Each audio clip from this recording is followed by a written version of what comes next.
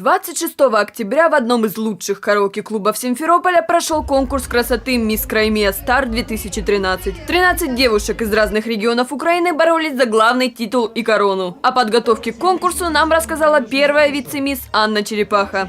Сначала был кастинг, мы дефилировали, нас смотрели, делали замеры стандартные.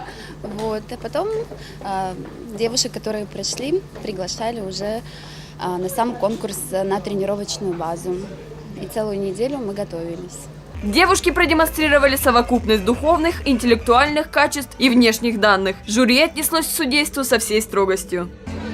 Прежде всего, красота. Конечно же, подача себя. Это должно быть красивое дефиле, однозначно. Я думаю, тут должен быть чисто индивидуальный контакт с каждым из членов жюри. Знаете, как кому-то понравится одна, кому-то другая.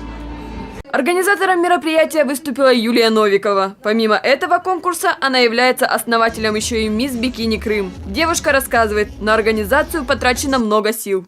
Как это делала все сама, я думаю, нашим гостям всем понравилось. Мне хотелось сделать такое красивое шоу у нас в городе, чтобы были красивые девчонки, красивые люди, девушки, мужчины в красивых костюмах, платьях. Конкурс проходил в 3 этапа – приветствие, дефиле в купальниках, интеллектуальный конкурс и выход в вечерних платьях. По результатам голосования жюри присвоило звание «Мисс Краймия Стар-2013» Анне Перегубко из Мариуполя. Все участницы мероприятия получили от спонсоров и организаторов конкурса ценные подарки. В роли победительницы, конечно, как и каждая девушка, я чувствую себя невероятно счастливой.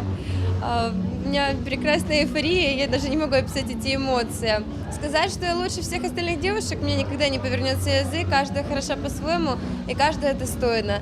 Зрители остались довольны. Праздник красоты удался на славу. По словам Юлии Новиковой, это не последнее мероприятие, за организацию которого она возьмется.